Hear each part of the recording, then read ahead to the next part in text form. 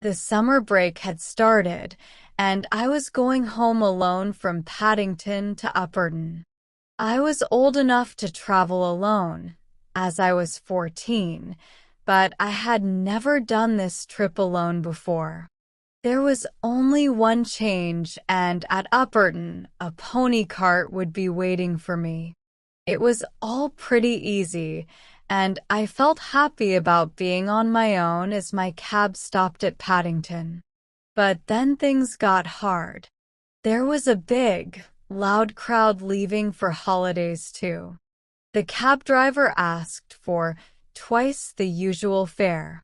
It took me 15 minutes to find a porter for my bags, and then I had to push through the crowd to get to the ticket office. Finally, when I got my ticket, the train was about to leave. "Get in any carriage," said the porter. "I'll make sure your bags get on." The carriages were packed. I ran down the platform until I found a spot.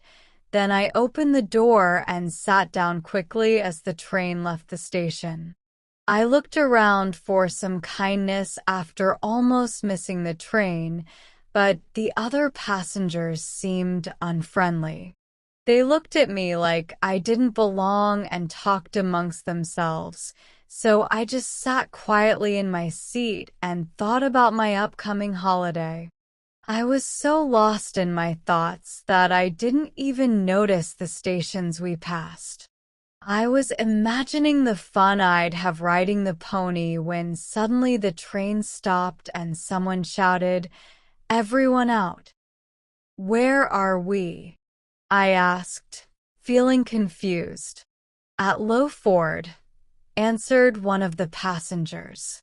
They all left the carriage without asking about where I was going. I found a porter and asked him what had happened. "You are going to Upperton," he said. "You must have gotten on the wrong train. It was crowded at Paddington, so it's understandable." "I didn't realize," I said. "What should I do now? How far is Upperton? Is there another train?" "Well, there's no more trains tonight. Upperton is about 15 miles away by the road." "Which way should I go?" "Just keep going straight ahead. You'll see telegraph poles along the way. When you reach the Leather Bottle, turn right. I know the way from there, but it's too far to walk tonight. You should stay at a hotel and continue your journey by train in the morning. I'll send a message home asking them to meet me on the road, and I'll walk until they do." "Well, it's up to you. They might meet you halfway, but it's a bit lonely on the road at this time of night." "I'm not scared," I said, and started walking quickly. I bought 2 sweet rolls at a bakery and then went to the telegraph office. But they said it was past 8 o'clock and they couldn't send any messages that night. I checked my pockets, but all I had were a 6-penny coin and a threepenny piece. Not enough to pay for a place to stay for the night. The cab driver charging too much and giving the porter a half-crown in a hurry had left me with only that. What could I do? I quickly decided to keep walking. Maybe my family would figure out what happened and come to find me. The idea of adventure excited me. If I had gone back to the porter, he might have taken me to a hotel and they would trust me. But I didn't think of that. I guess I didn't want to. I've always been used to country roads, and it was a perfect evening in late July. I walked straight toward the setting sun.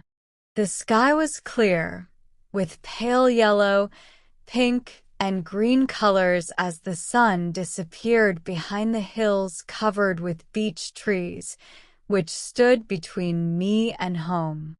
But behind me, The moon was rising, still looking like a tiny round white cloud. At first, I felt like dancing along the road. The feeling of freedom was amazing. I could smell wild honeysuckle and roses from the bushes. I ate my sweet rolls as I walked. In the first hour, I covered 3.5 miles according to the markers, and I enjoyed every step.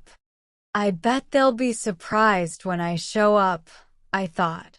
Walking 15 miles after 8 o'clock at night will be something to brag about for a long time. The sunlight had gone, but the moon was bright and clear. The shadows of me and the tall poles were as dark and sharp as they are in the middle of the day. Bats were flying up and down. A white owl silently flew across the road. Rabbits were playing in the fields in the silver light. It was all very beautiful, but a bit lonely and spooky. I hadn't passed a house for a mile. Then I heard wheels behind me. Maybe it was someone nice who would give me a ride. But I heard someone being mean to a horse and swearing loudly. I hurried on, but the cart caught up to me in no time. The man stopped the cart. He leaned over to look at me, and I saw his rough, red face and watery eyes. "Need a ride, dear?" he asked. "No, thank you," I said. "I'd rather walk." "It's too late for a girl like you to be out," he said. "Hop in and ride with me." "No, thank you," I said again, walking as fast as I could. He urged his horse to go faster to keep up with me. Then, leaning on the front of the cart, he acted like he was going to climb out. But at that moment, a big bird flew out of the hedge. The horse jumped to the side, sending his owner tumbling into the bottom of the cart, and then they sped off at a gallop. I was very relieved to see them disappear into the distance. I was trembling with fear, so I had to sit down on a pile of stones for a while. After gathering my courage, I continued walking, but the fun of the adventure was gone. It seemed like there was too much excitement. I walked 3 miles, then 4 more, but it wasn't as enjoyable as the first part of the journey. It was 11 o'clock, and I was only halfway there. At this rate, I wouldn't be home before 2 in the morning. If my family had been coming to meet me, they would have done so already. They must have assumed I wouldn't be coming home until morning. Waking them up in the middle of the night would scare them more than not coming home at all. Also, there was a long road ahead, going over hills and through woods. The idea of walking through moonlit, quiet woods with their strange shadows scared me. I looked around for a safe place to spend the night. Luckily, I found one. There was a big pile of hay in a field near the road that had been cut. About halfway up, there was a wide ledge, perfect for sleeping. It didn't take me long to climb up there. I pulled some loose hay over myself in case it got cold in the morning. Then I said my prayers. They were really heartfelt that night, and soon fell asleep in my soft, sweet-smelling bed. I woke up when the sun was shining hot on my nest. I checked my watch. It was 6 o'clock.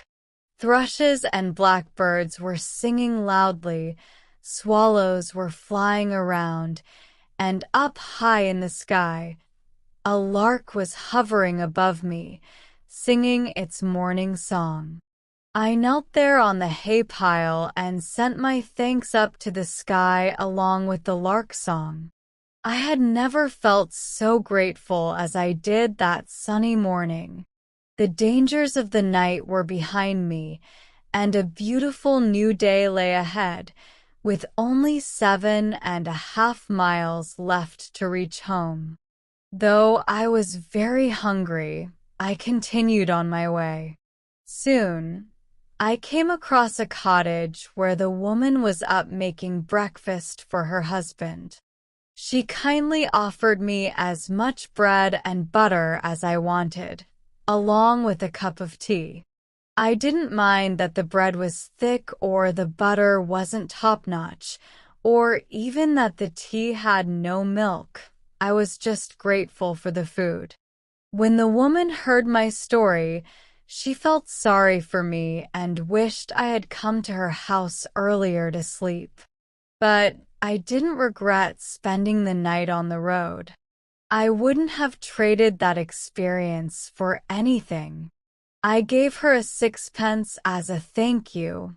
I kept the threepenny bit for myself, having learned to be wise with my money, and continued on my journey. The air felt fresh and invigorating, typical of early morning. Sunlight peeked through the trees, casting playful shadows. I spotted patches of purple heath, lilac scabious, and pale harebells along the way.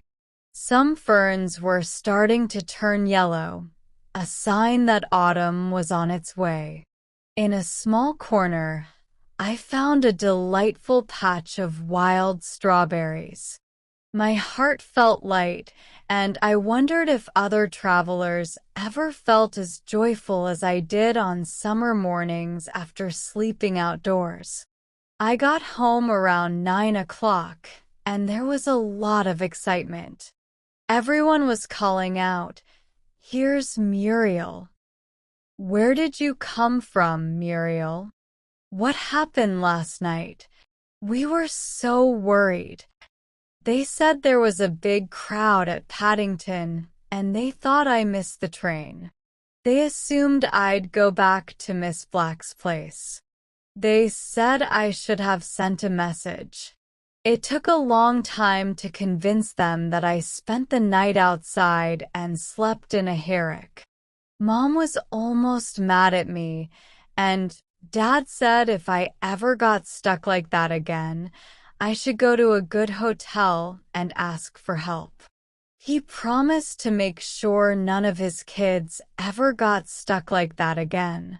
But I couldn't be sorry. The beginning and the end were so nice.